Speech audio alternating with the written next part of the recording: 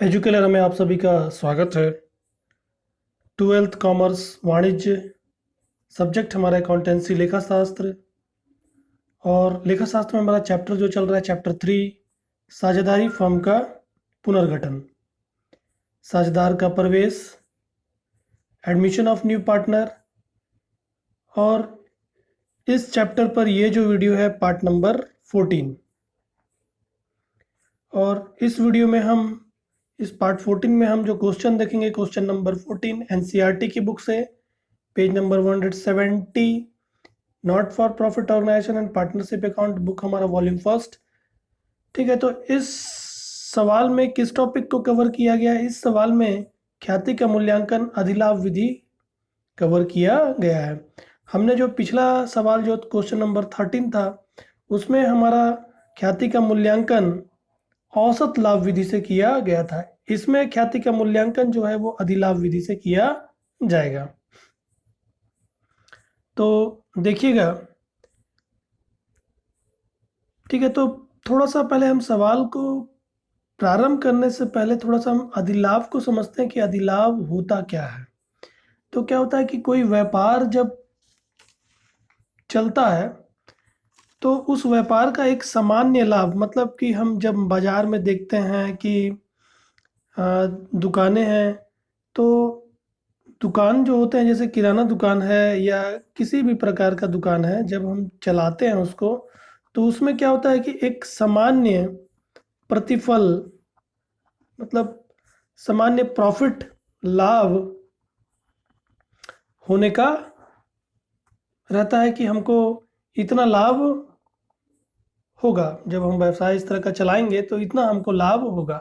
जब भी आप कोई व्यापार प्रारंभ करेंगे तो आप पहले ही से ही जानते हैं बाजार में, क्योंकि बहुत सारे एक्सपर्ट्स बाजार में सर्वे करते हैं तो जानते हैं कि इस तरह के व्यवसाय में इतना लाभ सामान्यतः होता है। ठीक है, मतलब कि उस व्यापार में जितना भी रेट ऑफ रिटर्न है, जितना भी आप पूंजी लगाएंगे उस पूंजी पर कितना रिटर्न मिलता है, जैसे 10%। आप जितना भी पूंजी लगाएंगे उसका 10% आपको हर वर्ष प्रतिफल के रूप में, लाभ के रूप में, या 20% जो भी है सामान्य दर जो होता है उसके हिसाब से आपको रेट ऑफ रिटर्न लाभ के रूप में प्राप्त होता है। तो ये क्या हो गया, हमारा सामान्य लाभ हो गया। जब भी हम किसी व्यापार को प्रारंभ करते हैं तो उसमें जो हमको लाभ होने का रहता है, हम जो सोचते हैं उस तरह के व्यवसाय में इतना लाभ होगा, ठीक है, तो वो कहलाता है हमारा सामान्य लाभ। ठीक है, अनुमानित लाभ मतलब इतना का अनुमान लगाया जाता है कि इस तरह के व्यवसाय में इतना अनुमानित लाभ होता है। अब तो ये हो गया सामान्य लाभ, ठीक है। उसी तरह एक होता है औसत लाभ और वास्तविक लाभ। मतलब औसत लाभ या वास्तविक लाभ कहने का अर्थ है कि वास्तव में जो हमको लाभ हो रहा है, जब हम व्यापार चलाते हैं, अब व्यापार चलाएंगे तो क्या होगा, हमको लाभ होगा। तो वास्तविक में जो लाभ हो रहा है उसको हम औसत लाभ या वास्तविक लाभ कहते हैं। ठीक है, तो यहाँ पर क्या होगा, जो हमारा औसत लाभ, वास्तविक लाभ होगा वो ज़्यादा होगा, क्योंकि जब लाभ हमारा ज़्यादा होगा तभी ख्याति आएगी। भाई ख्याति कब होती है, जब लाभ ज़्यादा होता है तभी, क्योंकि लाभ हमको अपने सामान्य से ज़्यादा लाभ हो रहा है। सामान्य से ज़्यादा लाभ हो रहा है, क्यों हो रहा है, क्योंकि हमारी ख्याति है, नाम है। तो अधिक लाभ होगा तभी हम ख्याति बोलते हैं। तो अभी हम क्या कर रहे हैं, अभी हम ख्याति का मूल्यांकन कर रहे हैं। कौन से विधि से कर रहे हैं, अधिलाभ विधि से कर रहे हैं। मतलब कि अपनी ख्याति को हम देखेंगे कि जितना अधिक लाभ कमा रहे हैं उसके हिसाब से हमारा ख्याति कितना है। ठीक है, तो आपने अधिलाभ को समझा कि अधिलाभ क्या होता है, सामान्य से ज्यादा लाभ, मतलब कि जितना हमको लाभ होना चाहिए था और हमारा वास्तविक लाभ कितना हो रहा है, जितना होना चाहिए था उससे हमारा वास्तविक लाभ ज्यादा होगा। तो जितना ज्यादा होगा उसको हम क्या बोलते हैं, उसको हम बोलते हैं अधिलाभ। तो अधिलाभ का सूत्र क्या है, वास्तविक लाभ जो हमको वास्तव में लाभ हो रहा है, वास्तविक लाभ या औसत लाभ, ऋण सामान्य लाभ।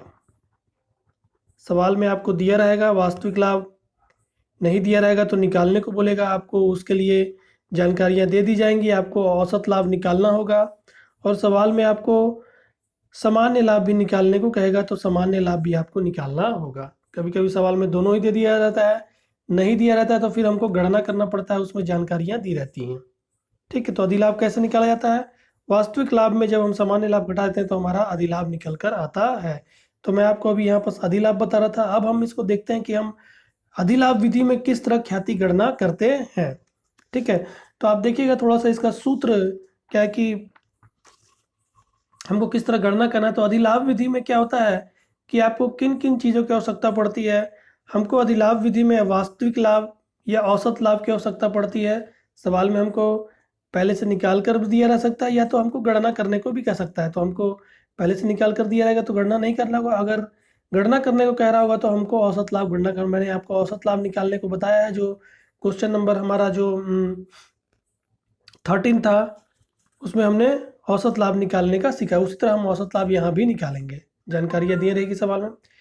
तो वास्तविक लाभ पहला, फिर उसके बाद दूसरा हमको निकालना होगा सामान्य लाभ।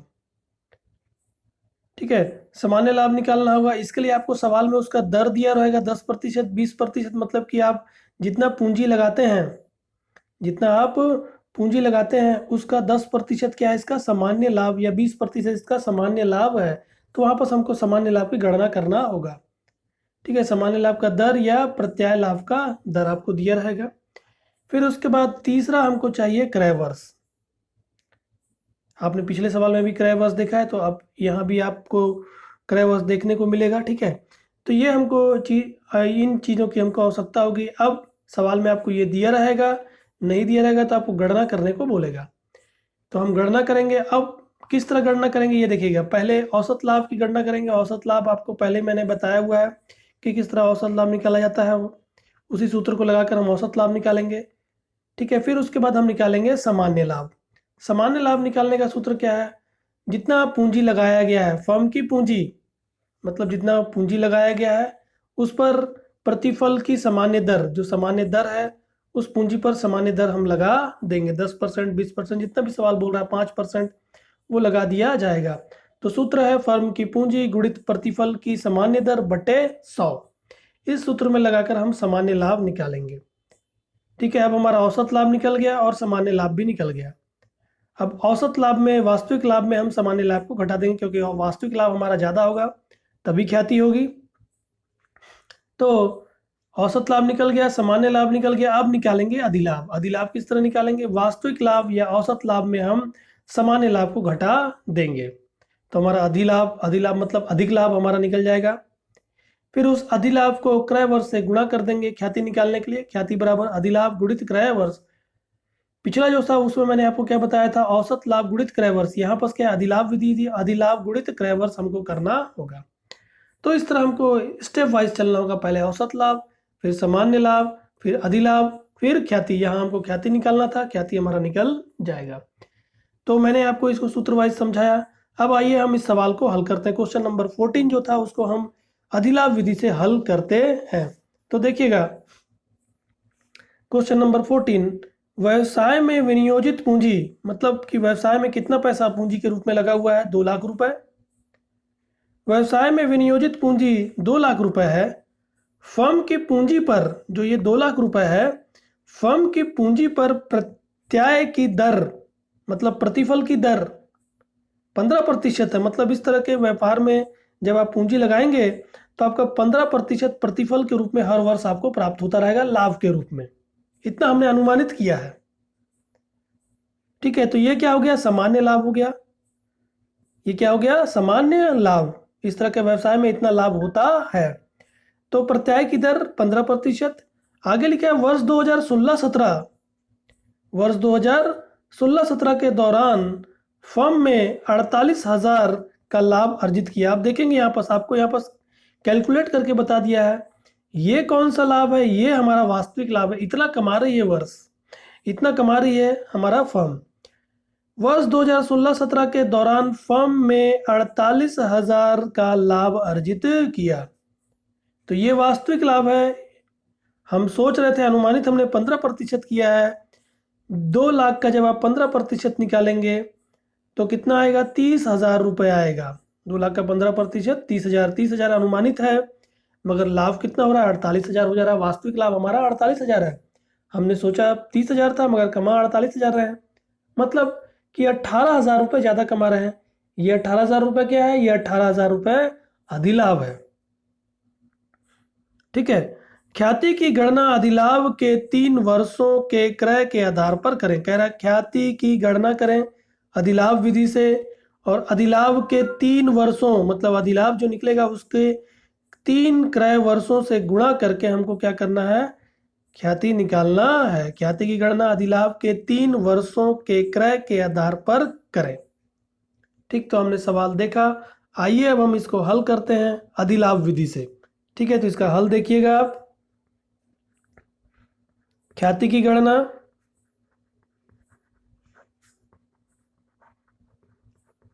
और विधि हमारा है अधिलाभ विधि। तो पहले हमको क्या देखना होगा? पहले हमको देखना होगा सामान्य लाभ। सामान्य लाभ आपको यहाँ पर गणना करना पड़ेगा, दिया नहीं है। गणना करने के लिए बताया पूरा जानकारी, गणना आपको करना होगा। उसके बाद हमको देखना होगा वास्तविक लाभ, औसत लाभ दिया हुआ है, इसकी गणना गणना हमको नहीं करना पड़ेगा। 48,000 दिया हुआ है। ठीक है, तो ये 2 चीज़ हम पहले देखेंगे। तो यहाँ पर पहले हम निकालते हैं सामान्य लाभ।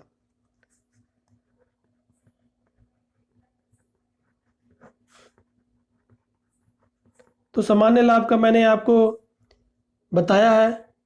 ठीक है, जो फर्म की पूंजी है, सूत्र मैंने बताया, फर्म की पूंजी गुणित प्रत्याय की दर, प्रत्याय लाभ की दर, और बट्टे में 100। तो आप देखेंगे फर्म की पूंजी कितनी है? 2 लाख रुपए है।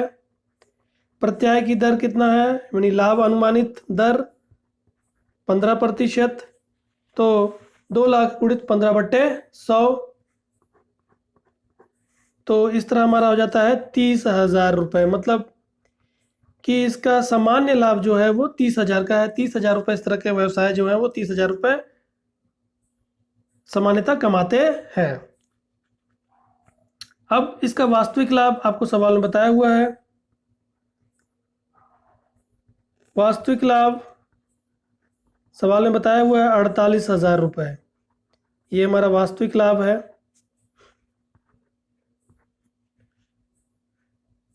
ठीक है, यहाँ पर हमने सामान्य लाभ भी निकाल लिया और वास्तविक लाभ हमको दिया हुआ है। अब हम अधिलाभ निकाल सकते हैं। तो सामान्य लाभ, वास्तविक लाभ और उसके बाद क्या निकलेगा? अधिलाभ। तो अधिलाभ के लिए सूत्र क्या निकलेगा आपका? वास्तविक लाभ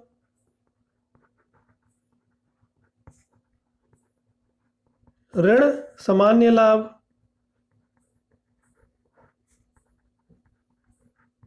तो वास्तविक लाभ हमारा 48,000 रुपये और सामान्य लाभ हमारा 30,000 रुपये।